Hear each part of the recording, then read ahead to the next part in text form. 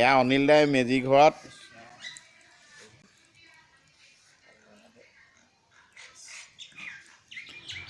সকলোৰে মনৰ পৰা মেজিৰ এই অগ্নিয়ে আজিৰ পৰা দুখ দুৰ্গতিৰ লগতে অসূয়া অপ্ৰীতি নাশ কৰক, সকলোকে মিলিজুলি থাকিবলৈ আশীৰ্বাদ কৰক।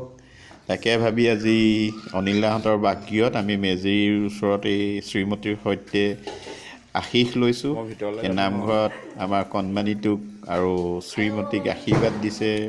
অনিল দাৰ বৌৱে ইমান ধুনীয়াকৈ আশীৰ্বাদ দিছে।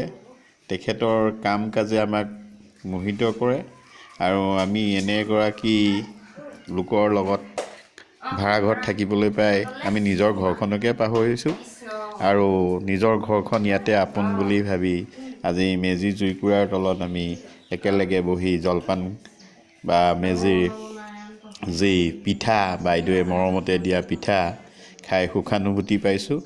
ভৱিষ্যতেও সকলোৰে মাজত এনেকৈ মিলা প্ৰীতি থাকক। অকল বাইদেউহঁতৰ লগতেই নহয়, পৰিয়াল পৰিচৰ্যনকে আদি কৰি সকলোৰে লগত যাতে আমাৰ মিলা প্ৰীতিৰ ভাৱেৰে আমি অনাগত দিনকেইটা জীয়াই থাকিব পাৰোঁ, তাৰে আশীষ কামনা কৰিছোঁ। আৰু সেয়া বাইদেউহঁতৰ নামঘৰত আমাৰ শ্ৰীমতী আৰু মোৰ কণমানি নিবিড় স্বপ্নমে আশীষ লৈছে। আৰু আপোনালোককো আমি এই আপাহতে ভোগালীৰ শুভেচ্ছা জনাই আজি ব্লগটো আগবঢ়ালোঁ।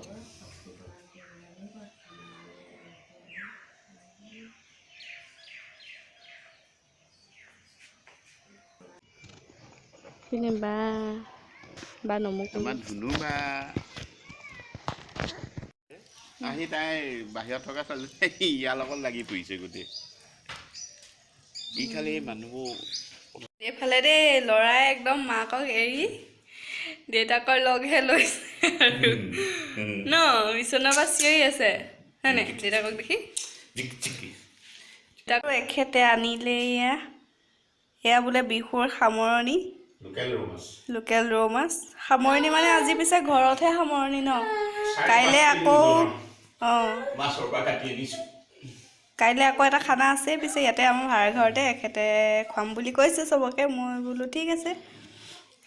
এয়া পিছে আমাৰ ৰুমৰ সামৰণি আৰু দেই। বিহু বুলি একদিন খুব খোৱা হৈছে মাছ মাংস আৰু নাখাওঁ আৰু। তাকে এতিয়া বনাবলৈ লৈছে।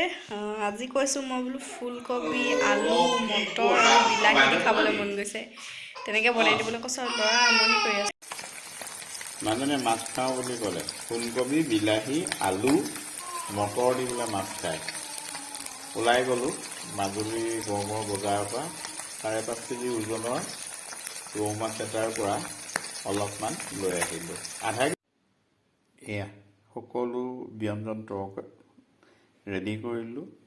এই কবি লোকেল বুলি কৈছে যে আলু লোকেল, তথাপিতো মানে কি কৰিছোঁ অকণমান নিমখ দি ইয়াক 15 মিনিটমান প্ৰায় 20 মিনিটমানেই হ'ল আৰু তিয়াই থোৱা হৈছে। এনেকৈ গোটেই ব্যঞ্জনকেইটা ৰেডি কৰি ল'লে মই বনাই ভাল পাওঁ, খায়ো ভাল পাওঁ বাৰু। মই প্ৰথমে আলু আৰু ফুলকবিখিনি ভাজি লৈছিলোঁ। ভাজি লোৱাৰ পিছত আদা নহৰুৰ পেষ্ট 2 চামুচমান দিলোঁ। দিয়াৰ পিছত আকৌ মিক্সিত মাৰি লোৱা বিলাহী আৰু পিঁয়াজৰ মিশ্ৰণটো দি এতিয়া প্ৰায় 5 মিনিটমান ঢাকোন মাৰি কম জুইত উতলিবলৈ দিছোঁ। প্ৰথমে বেছি জুইত ভাজি ল'লোঁ আলু আৰু ফুলকবি। বেপাৰী আৰু মাছৰ যিজন বিক্ৰেতা তেওঁলোকে কোৱা মতে গোটেইখিনি লোকেলে দিছে। চাওঁ কি হয়। এতিয়া মটৰ মই তিয়াই থৈছিলোঁ, এই মটৰখিনি অকণমান হেৰি হোৱাৰ পিছত ঢালি দিম। মানে মটৰটোৰ ভাজাৰ ফ্লেভাৰটো নহয়, কেঁচা যিটো ইয়াৰ ভিটামিন থাকিব লাগে সেইখিনি থকাৰ কাৰণে মই মটৰটো ইয়াত কেঁচাকেই ঢালি দিম। মটৰ ঢালি দিলোঁ, ওপৰত এনেকৈ ঢালি দিছোঁ। ই মটৰটো ভাপত সিজিব। সিজাৰ পিছত এতিয়া 5 মিনিটমান ঢাকন মাৰি দিম। মটৰ দিয়াৰ পিছত ওপৰতে দিছোঁ, লৰাইও দিয়া নাই, এনেকৈ 5 মিনিটমান ভাপতে সিজিবলৈ দিম। তেতিয়া মটৰৰ গুণাগুণটো প্ৰায় একেই থাকে। আমি সেউজীয়া শাক পাচলিৰ পৰা যিখিনি ভিটামিন বা খাদ্যপ্ৰাণ পাব লাগে তেলত ভাজি দিলে গুচি যায়। গতিকে সেউজীয়া শাক পাচলিবোৰ ভাপতে সিজাই খাব লাগে বুলি ভাবোঁ বা কয়। মই চেষ্টা এটা কৰি চাইছোঁ, আপোনালোকে কেনেকুৱা পালে বা ট্ৰাই কৰিলে আমাক কমেণ্টত জনাবচোন। আৰু আমাৰ যদি ভিডিঅ' চাই থাকে তেতিয়াহ'লে তাত লাইক কমেণ্ট ছাবস্ক্ৰাইব কৰি দিব। ভিউৱাৰ্ছ যথেষ্ট, ছাবস্ক্ৰাইবাৰ অলপ কমি আছে। গতিকে যিসকল ভিউৱাৰ্ছে চাই আছে তেখেতসকলে যাতে ছাবস্ক্ৰাইব কৰিবলৈ নাপাহৰে। এই বেঙেনা যে লোকেল, এই পোকে ধৰাতে গম পোৱা গৈছে আৰু বেঙেনা লোকেল। এতিয়া বনাম এয়া পিঁয়াজ জলকীয়া কাটি লৈছোঁ, বেঙেনা কাটি লৈছোঁ, আৰু এয়া মাছৰ তেল ভাজি, জ্বলা ভাজি বুলি কয় ভোজত। আমি আৰু ঘৰতে খাইছোঁ এনেকৈ, নিজে বনাই জ্বলা ভাজি পাতি যেনিয়ে দেখে তেনিয়ে জলকীয়াই জ্বলা ভাজি বনাইছোঁ বেঙেনা দি।